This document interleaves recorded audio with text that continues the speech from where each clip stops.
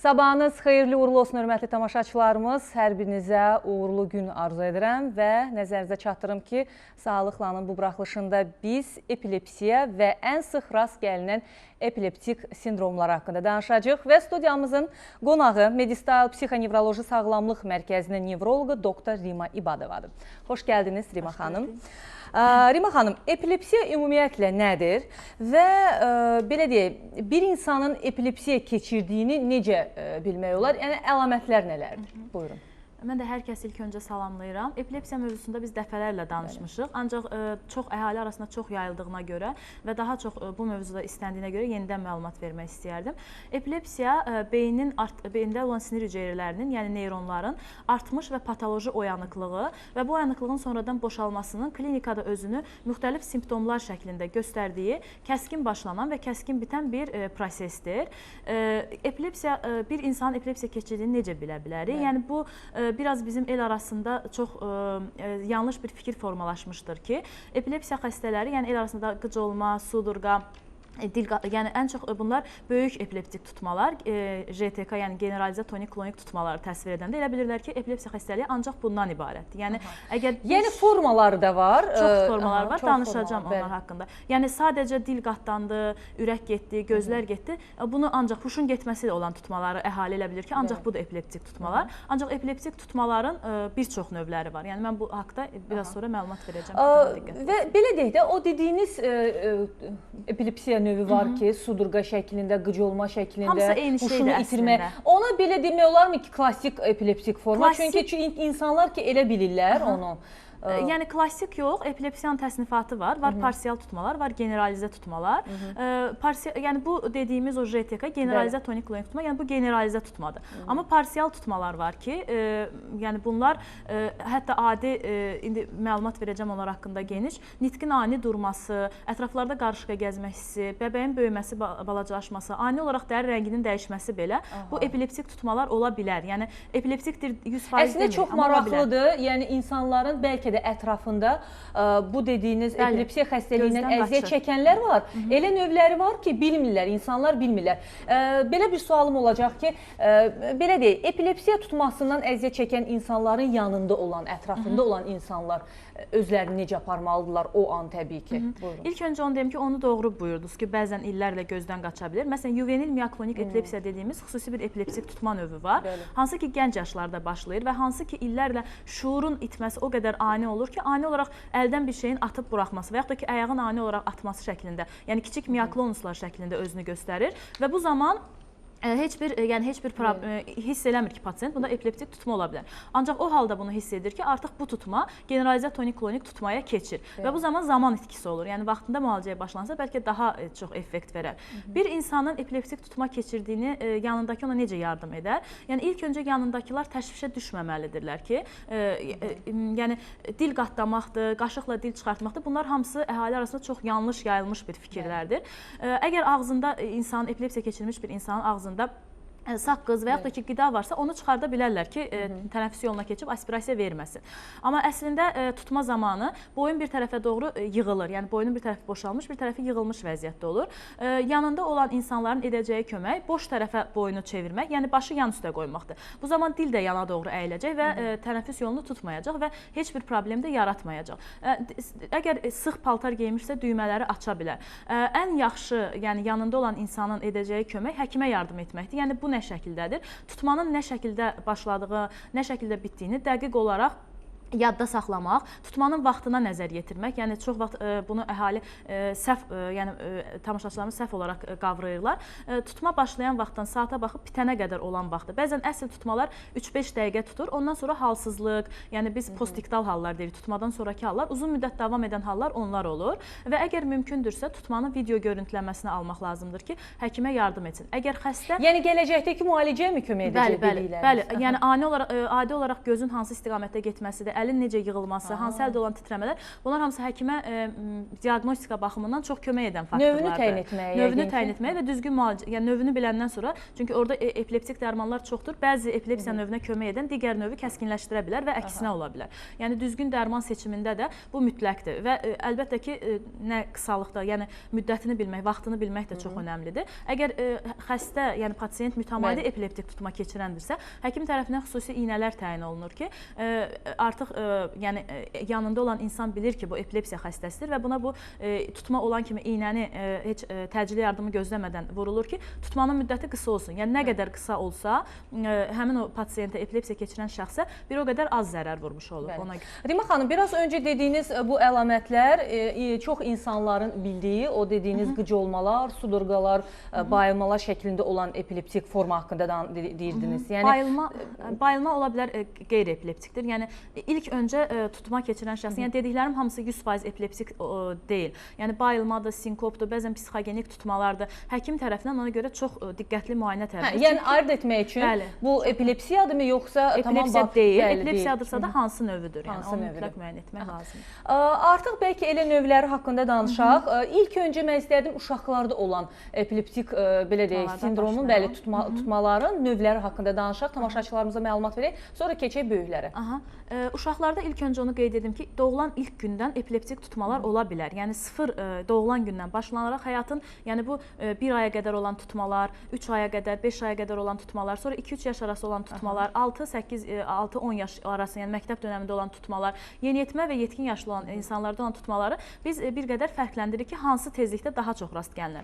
0-1 ay arası olan uşaqlarda baş verən tutmaları, yəni əslində bu 2-3 gün, 1 həftə, 10 gün sonra baş verən tutmalar belə bir-birindən fərqlənir. Amma mən ümumilikdə 0-1 ay arasında ən çox hansı tutmalar rast gəlinir? Əgər uşaq çox vaxt yarımçıq doğulmuş uşaqlarda beyin daxili qanamadır, travmadır, hipoksiya yəni hekayəsi olan uşaqlardır, bu uşaqlarda daha çox təsadüf olunur. Bundan başqa belə çıxır ki, onda epilepsiya genetik deyil, sonradan travma nəticəsində yaranır, yoxsa necə? Yox, əslində epilepsiyanın, yəni burada suala qarışır. Epilepsiyanın tam, yəni idiopatik forması var, simptomatik forması var və bir də kriptogenik forması dediyimiz formaları var. İdiopatik forma odur ki, yəni beyində heç bir problem yoxdur, amma pasiyent tutmalar keçirdi.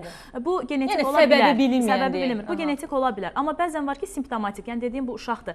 Qanamadır və yaxud da ki, hər hansı bir travma keçirdir. Bunun nəticəsində epileptik tutma olub. Sonra yeni doğulmuş uşaqlarda ola bilər B6 vitaminindən asılı olan, yəni B6 vitamin çatışmamazlığından olan epileptik tutmalar. Yəni adi bir B6 vitamininin təyini uşağı epileptik qəbulundan yayındırır və gələcəkdə həmin uşaqda fəsadların olmasının qarşısını ala bilər. Sonra uşaqlarda kalsium azlığından, kalium azlığından, natrium, yəni mineral maddələrində olan problemlərdən yaranan epileptik tutmalar müşahidə oluna bilər. Sonra yeni doğulma dönəmində ailəvi xoş xassəli epileptik tutmalar deyilən bir tutma növü mövcuddur. Yəni araşdıran zaman müəyyən olunur ki, anada, atada, nənədə, babada, yəni 1-ci, 2-ci dərəcəli qohumlarda da uşaqlıq dönəmində bu kimi tutmalara təsadüf olunub, amma müəyyən müddətdən sonra uşağa heç bir fəsad vermədən keçib gedir. Və yaxud da ki, əksinə çox fəsad verən epileptik tutmalar ola bilər. Məsələn, bunlara epileptik ensefalopatik sindromlar dediyimiz Otaradır, Drovetdir, Duze kimi, yəni bunlar tibbi adlarıdır. Bu kimi uşağa gələcəkdə çox ağır fəsadlar verə biləcək epileptik tutmalar ola bilər. Sonra yeni doğulmuşlarda qalxanabənzər ətraf vəzi, hipoparatiroidizm dediyimiz qalxanabənzər ətraf vəzlərinin funksiyasının zəifliyindən ola bilər. Və yaxud da ki, ana hər hansı bir hamiləlikdə dərman qəbul edib, alkoqol və yaxud da ki, spirt, siqaret və s. istifadəçisidir və birdən-birə uşaqda həyatın 2-ci, 3-cü günündən bu qəbulun kəsilməsi, kəsilmə sindromu dediyimiz bir sindromdur. Yəni uşağa o dərmanlar təsir edir və birdən-birə onun kəsilməsi uşaqda ajotaj, panik, hətta epileptik tutmalara belə gətirib çıxarda bilər. Bundan başqa uşaqlarda baş verən sarılıq, kernikterus dediyimiz, əsasən 7-10 gündən sonra başlanan ağır, yəni hiperbilirubinemiya, bilirubinin beyinə patoloji təsiri nəticəsində yaranan epileptik tutmalar mövcud ola bilər. Sonra metabolik mübadilə problemləri dediyimiz problemlərdir. Uşaq doğulur normal. Artıq uşaq südlə qidalanmağa başlayanda 2-3 yaşından başlanaraq uşaqda başlanır epilepsik tutmalar. Yəni bu tutmalar artıq uşaq südü qəbul edir və zülal çevrilə bilmədiyi üçün müxtəlif amin turşu mübadilə problemləri var və bu maddələrin beynə toksiki təsirindən yaranır epilepsik tutmalar. Yəni çox müxtəlif. Çox müxtəlif belə deyək, səbəblərdən ola bilər, amma səbəblər çox olduğuna görə düşündüm ki, rastlanma tezliyi də bu qədər çoxdur. Statistik məlumatlara görə hər 1000 nəfərdən, yəni bu tək uşağa aid deyil, hər 1000 nəfərdən 6-7 nəfərində epileptik tutma müşahidə oluna bilər. Bu da əslində az rəqəm deyil. Yəni az rəqəm deyil və gəlin əsas məsələ simptomlara keçək. Çünki dediniz ki, yeni doğulmuşlarda belə epileptik tutmalar ola bilir və çox maraqlıdır ki, necə özünü biruzə verir? Yeni doğulmuşlarda çox çətindir. İlk öncə ondan başlayım ki, çox çətindir onu bilmək ki, bu epileptik tutmadır və ya deyil. Belə ki, yeni doğulmuşlarda bəzən generalizə tonik-klonik tutma düşündüyümüz bir uşaq əslində sadəcə jitterik dediyimiz, yəni titrək dediyimiz bir uşaqdır və bu epileptik bir problem deyil. Və yaxud da ki, yeni doğulmuş uşaqdır, tənəffüsün ani olaraq bir neçə saniyə dayanması apne tutmalarıdır. Bunun epileptik olub-olmamasını müəyyən etmək çox çətin olur. Əgər burada bir ipucu var, əgər apne nəfəs tutma atakları ürək döyünməsinin tezləşməsi ilə, taxkardiya ilə müşahidə olunursa, bu epileptik kimi dəyərləndirilir. Yox, əgər ürək döyünməsi zəifləyirsə, burada yəni tənəffüs dayanmasının başqa səbəbləri araşdırıla bilər. Sonra ümumiyyətlə epileptik, yəni hansı əlamətlər ola bilər? Bunu bilməmiz üçün yenidən mən təsnifata qayıtmaq istəyirəm. Düzdür, təsnifat əslində həkimləri maraqlandıran bir hissədir, amma yəni əhaliyə hansı tutmalarda hansı problemlər də üzləşə bilərlər, onu demək üçün fəsadları nələr ola bilər? Yox, hansı əlamətlər olanda onlar fikirləşsinlər ki, bizdə epileptik tutma var. Bunun üçün yəni yenə deyirəm, bu artıq böyük yəni insanlar üçün keçərlidir yoxsa uşaq böyük fərq eləməz əslində. Sadəcə olaraq uşaqda klinika yenə deyirəm bir qədər daha diqqətli olmaq tələb edilir. Çünki yeni doğmuş uşaqda adi titrəklik, yəni normal olan bir şeydir. Əzələ tonusunun yüksək olması da, titrəklikdir. Bunlar normal olan bir şeydir. Və yaxud yuxuya keçəndə bu böyük insanlara da aiddir. Yuxunun ilk dönəmində ətraflarda titrəmələr, miyoklonusların olması bu xoşxassəli yuxu miyoklonusu ola bilər ki, bu epileptik deyil əslində. Yəni bunlar əslində normal olan bir proseslərdir. Əslində yəni insanlar düzdür, o problemlər olanda da epileptik olma ehtimalını kənar etməlidirlər. Yəni həkimə müraciət etməlidirlər. Amma yəni burada biraz fərqləndirmək bir qədər çətin olur. Demək xanım, bir də belə bir sual yarandı məndə. Bu uşaqlarda əgər epileptik tutmalar varsa, o adi halda, məsəl üçün ağlamasa belə baş verir, yoxsa o hər hansı bir narahatçılıq keçirdikdə, yəni ağlayan yox, tutma olur. Əslində yəni kəskin başlanan və kəskin bitən bir proses olduğu üçün adi həyat, yəni körpədirsə ağlamaqla əlaqəsi yoxdur. Bəzən yuxudan... Çünki adətən körpələr ağladıqda qəribə hallara düşürlər və çox analar təşvişə düşürlər ki, siz dediyiniz şeydir, o çənələri əsir, səsləri gedir. Yəni bu normaldır yəqin ki, o əslində patoloji deyil. Siz dediyiniz affektiv respirator tutmalar, nəfəs tutma atakları da deyirik biz buna, apne tutmaları. Bu əsasən 3-5 yaşlı uşaqlarda olan bir prosesdir. Dəmir azlığı, yəni qan azlığından çox vaxt qaynaqlanır və ya qaynaqlanmaya bilər. Ərköyün uşaqlarda olur. Əgər sırf ağlamanın zirvəsində olursa, uşaqda avazıma və ya göyərmə müşahidə olunur. Yəni iki forması vardır, avazımış və sianotik forması var. Bu formada olursa, yəni bu əslində bu uşaqların sonradan epileptik olma ehtimalı, olma riski yüksəkdir. Amma özü-özlüyündə 90% hallarda epileptik deyil. Yenə də bir epilepsiya üçün çox informativ olan elektroensefaloqram müayinəsini məsləhət görürük belə uşaqlara da ki, yəni o minimal riski belə kənarlaşdıra bilək. Gəlin böyüklərdə olan epileptik tutmaların, ya bu epilepsiyanın növləri haqqında danışaq. Çünki dediniz ki, elə növləri var ki, hətta mən artıq düşündüm ki, bəlkə də çox insanda o var, o növü var, amma bilmirlər, hiss eləmirlər, bəli. Bunun üçün yəni International League Against Epilepsy belə təsnif etmişdir. Var, yenə deyirəm, təkrar edirəm, parsial generalizə tutmalar. Parsial tutmalar bəsit və kompleks parsial tutmalara bölünür. Bəsit parsial tutmalar nədir? Yəni dediyimiz bu kiçik əlamətlər sırf bəsit parsial tutma ola bilər. Bəsit parsial tutmalar huş itmir. Yəni bu bizim əhalinin bildiyi tipik tutmalardan fərqli olaraq bəsit parsial tutmalarda huş itmir. Bəsit parsial tutmaların bir çox növləri var. Məsələn, hissi komponenti ön planda gedən bəsit parsial tutmalar. Pasiyent nə hiss edə bilər? Əlimdə, ayağımda ağrı, göynəmə, yanğı hissi, qarışqa gəzməsi hissi müşahidə oluna bilər. Var hərəkət komponenti ön planda gedən bəsit parsial tutmalar. Burada nə ola bilər? Ətraflarda qeyri-iradi olaraq atmalar, yenə deyirəm, titrəmələr müşahidə olunur. Göz qapağında, üzdə qeyri-adi olaraq özündən asılı olmadan atmalar müşahidə oluna bilər. Səsin ani olaraq fonatuar tutma deyirik. Danışdığı yerdə sözləri tərs, yerin səhv salır, durur birdən-birə danışdığı yerdə. Sonra versiv tutmalar. Fikrini cəmləşdirə bilmir, yoxsa necə? Yəni danışdığı, söhbət etdiyi yerdə birdən-birə ağzında söz dayanır elə bil, qıfıllanır və yaxud da ki, sözlərin yerini səhv salır. Sonra ola bilər versiv tutmalar. Yəni başla göz bərabər, ya təkcə gözlər bir istiqamətə doğru dönməsi şəklində. Bu hərəkət komponenti ön planda olan tutmalardır. Sonra var deməli vegetativ komponenti ön planda olan vegetativ sinir sisteminin aktivləşməsi olur bu tutmalarda. Nə ola bilər? Böyük tutma keçirtmədən, yəni huş etmədən adi ürək bulanma müşahidə oluna bilər, qarında ağrılar ola bilər, göz bəbəyində ani olaraq genəlmə və ya daralma müşahidə oluna bilər. Gözdən özündən asılı olmayaraq su axması, buna biz hiperlakrimasiya deyirik və yaxud da ki, ağız suyu ifrazının birdən-birə insanın özündən asılı olmayaraq artması müşahidə olunur, hipersalivasiya müşahidə oluna bilər. Dəri rənginin avazıması və yaxud da ki, qızarması. Bütün bu növlər yəni qazanılmış olur, yoxsa? Yəni yenə də deyirəm, qazanılmış da ola bilər, simptomatik də ola bilər. Yəni bu bir də beynin hansı payında yerləşməsinə görə fərqlənir. Məsələn, alın payı olan frontal tutmalar psixi tutmalarla, psixogenik tutmalarla daha çox fərqlənə bilər. Psixogenik komponenti ön planda olan parsial tutmalarda, məsələn, dejavu deyilən bir proses vardır. Elə bil ki, daha öncələr mən burada olmuşam hissi. Yəni, insanların hamısına elə gəlir, amma əslində bu hamıda epileptik tutma anlamına gəlməz. Əgər tez-tez təkrarlanırsa və narahat edirsə bir insanı və həqiqətən də əgər bu varsa, ən azından rahat olmaq üçün müayinədən keçməyə məsləhət görərdim. Ümumiyyətlə, epilepsiya bir psixoloji xəstəlikdir, yoxsa? Yox, o psixoloji xəstəlik deyil. Fizioloji.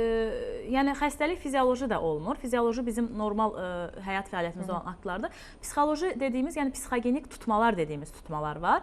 Bu tutmalar insanın əhval-ruhiyyəsinə bağlı olaraq, yəni həyatında hər hansı bir problem olarsa və yaxud da ki, istedik şəxslərdə olan tutmalar. Bu zaman beyində artmış bioelektrik fəaliyyəti olmur. Yəni epilepsiyanın beyin mexanizmi öz əksini tapmır. Amma frontal tutmalar, yenə də deyirəm, psixogenik tutmalar kimi özünü göstərə bilər. Bir də psixogenik komponenti ön planda olan parsial tutmalar, yəni yenə deyirəm, bu frontal payda daha çox, alın payında daha çox özünü göstərir.